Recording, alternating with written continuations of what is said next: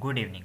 आज बात करेंगे किर्गिस्तान के पॉलिटिकल क्राइसिस के बारे में, जो कि फर्स्ट टाइम नहीं हुआ, थर्ड टाइम किर्गिस्तान की हिस्ट्री में ऐसा हो रहा है कि रिजीम चेंज के लिए रेवोल्यूशन आने जा रहा है। इससे पहले 2 दफ़ा ऐसा हो चुका और इस दफ़ा ये क्यों हो रहा है, इन सब चीज़ों को आज के लेक्चर में डिटेल से जानेंगे। स्टार्ट करते हैं बिल्कुल बेसिक से।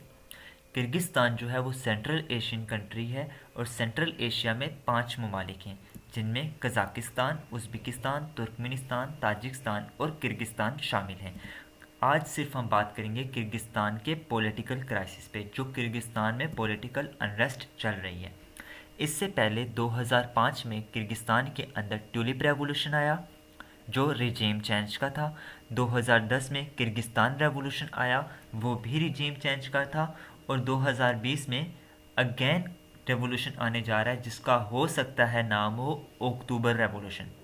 अब जो 2005 और 2010 ये दोनों जो रेवोल्यूशन थे रिजीम चेंज के, ये सक्सेसफुल रेवोल्यूशन थे और इसीलिए कहा जाता है कि 2020 का जो अक्टूबर रेवोल्यूशन जो अभी चल रहा है, ये भी सक्सेसफुल होने के चांसेस काफ़ी ज़्यादा हैं। लेकिन आज हम सिर्फ बात करेंगे 2020 की पॉलिटिकल अनरेस्ट के बारे में। 4 अक्टूबर 2020 में किर्गिस्तान के अंदर इलेक्शंस हुए और 5 अक्टूबर 2020 को पॉलिटिकल अनरेस्ट स्टार्ट हो गया। और वो अनरेस्ट तब स्टार्ट हुआ जब किर्गिस्तान के अंदर प्रिलिमिनरी रिजल्ट्स सामने आए। ये वो रिज़ल्ट होता है जो कंफर्म नहीं होता, लेकिन बताया जाता है कि ऐसा देखने को मिल रहा है। जैसे कि रिज़ल्ट ये था कि 120 में से 110 सीट्स जो हैं वो गवर्नमेंट पार्टी की तरफ जा रही हैं, जो उस टाइम किर्गिस्तान के अंदर रूल कर रही है। और जैसे ही ये बात सामने आई तो ओपोजिशन की तरफ से एक रिएक्शन आया और उन्होंने कहा कि इस इलेक्शन में काफ़ी ज़्यादा रिगिंग हुई है, वोट को परचेस किया गया है, बाय किया गया है और साथ ही साथ पॉलिटिकल इंस्टेबिलिटी स्टार्ट होगी। अब बिल्कुल स्टार्ट में कुछ हिस्ट्री से बताता चलूँ कि किर्गिस्तान जो है 1991 तक यूएसएसआर का पार्ट था। 1991 में सोवियत रूस जो था डिसइंटीग्रेट हुआ, उनमें से जो किर्गिस्तान था वो अलग हो गया, ये किर्गिस्तान था जो 1991 में अलग हुआ। और किर्गिस्तान की बाउंड्री और नेबरिंग कंट्रीज़ ये हैं। जो कैपिटल है किर्गिस्तान का वो है बिश्केक और किर्गिस्तान के अंदर जो लैंग्वेज बोली जाती है वो रशियन और समहाउ बिश्केक भी बोली जाती है। अभी जो किर्गिस्तान के प्रेसिडेंट हैं जिन पे रिगिंग का इल्ज़ाम लगा, उनका नाम है सोरनबाई जेनपेकोव। ये प्रेसिडेंट है और ये प्रो रशियन है और यही 120 में से 110 सीट्स इन्होंने ही ली हैं। इनकी जो इमेज है, पिक्चर, वो ये सामने है आपके। और जैसे ही ये सारा रिज़ल्ट सामने आया तो ओपोजिशन पार्टीज़ ने इन इलेक्शंस को रिजेक्ट कर दिया। अब इलेक्शन की बात इतनी हो रही है तो थोड़ा सा पॉलिटिकल पार्टीज़ के बारे में भी डिस्कस कर लिया जाए। टोटल किर्गिस्तान के अंदर 16 पॉलिटिकल पार्टीज़ हैं, जिनमें से 4 इंटर होती हैं पार्लियामेंट के अंदर। अब जो 4 इंटर हुई हैं पार्लियामेंट के अंदर, उनमें से 3 का डायरेक्ट लिंक किसके साथ है? रूलिंग गवर्नमेंट के साथ, जो इस टाइम रूल कर रही है। 4 में से 3, जो एक पार्टी है वो सिर्फ ऑपोजिशन की तरफ से है। और ये जो बात थी ओपोजिशन को बहुत ही नापसंद लगी और उन्होंने ओपोजिशन ने एलिगेशन लगाए रूलिंग पार्टी पर कि यहाँ पर वोट बाय किया गया है और इलेक्शन अनफेयर हुए हैं। और साथ ही साथ वाइट हाउस के सामने लोग जमा होना स्टार्ट हो गए, प्रोटेस्ट स्टार्ट हो गया। वाइट हाउस वो हाउस है जहाँ पे प्राइम मिनिस्टर और प्रेसिडेंट दोनों यहाँ पे मौजूद होते हैं। पार्लियामेंट्री सिस्टम है, इसलिए बिल्कुल पाकिस्तान जैसा प्रेसिडेंट और प्राइम मिनिस्टर दोनों वहाँ पे हैं। अब इनकी जो डिमांड्स हैं वो है कि इलेक्शन का जो रिज़ल्ट है इसको कैंसिल किया जाए, वापस फेयर इलेक्शन होने चाहिए, अदरवाइज़ ये वाइट हाउस के अंदर इंटर हो जाएंगे। और समहाउ ये जो प्रोटेस्टर्स थे ये वाइट हाउस की बिल्डिंग के अंदर इंटर भी हुए, जिससे लॉ एंड ऑर्डर की सिचुएशन काफ़ी ज़्यादा डिस्टर्ब हुई। जैसे ही ये वाइट हाउस के अंदर इंटर हुए तो प्रेसिडेंट ने मिलिट्री को कॉल किया कि इस सिचुएशन को हैंडल करने के लिए। और अब जो किर्गिस्तान के अंदर चल रहा है वो है मोब रूल, मतलब स्ट्रेंथ इज़ पावर।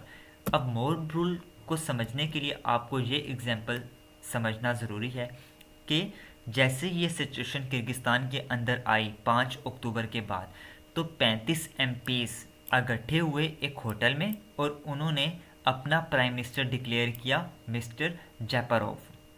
इसी तरह एक और ग्रुप इकट्ठा हुआ और उन्होंने अपने प्राइम मिनिस्टर को डिक्लेयर किया जिनका नाम था तिलिक।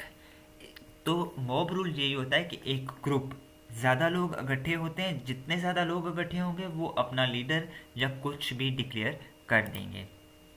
अब जब भी ये सिचुएशन आती है तो इससे कंट्री जो होता है, मुल्क डिमोरलाइज होता है और डेमोक्रेसी ख़तरे में चली जाती है।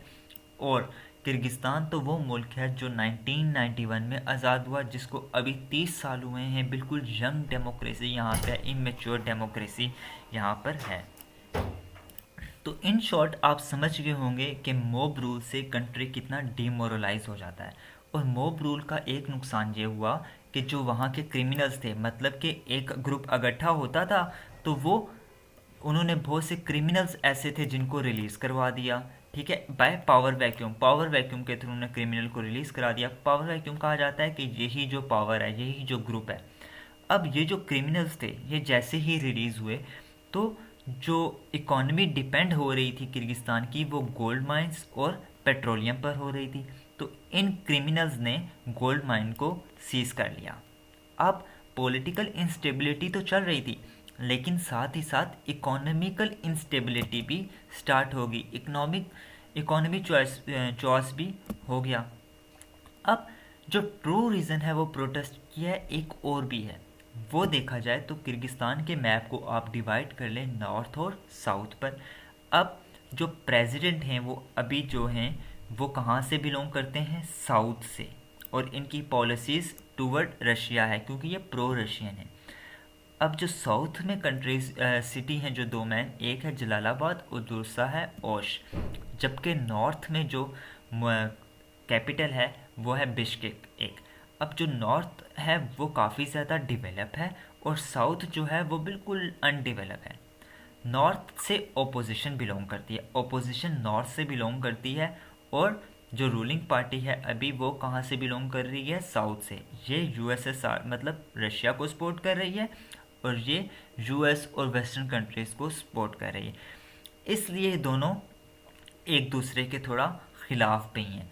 साउथ की जो इकॉनमी जो है, साउथ काफ़ी ज़्यादा एग्रारियन भी है और काफ़ी ज़्यादा यहाँ मुख्तलिफ़ किस्म के इथनिक ग्रुप्स यहाँ पे मौजूद हैं।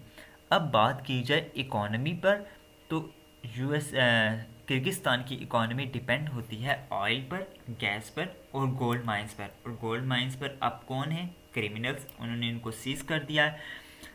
लेकिन जो ऑयल है वो भी इतनी ज़्यादा तादाद में यहाँ मौजूद नहीं है कि किर्गिस्तान की इकॉनमी यहाँ पे इस पर डिपेंडेंट होकर चल सके। ये तो यूज़ करते हैं, लेकिन साथ ही साथ एक्सपोर्ट भी करवाते हैं, दूसरे ममालिक से मंगवाते भी हैं। इसलिए काफ़ी ज़्यादा इकोनॉमिकल कंडीशन भी यहाँ पर अभी बहुत ज़्यादा ख़राब हो गई है।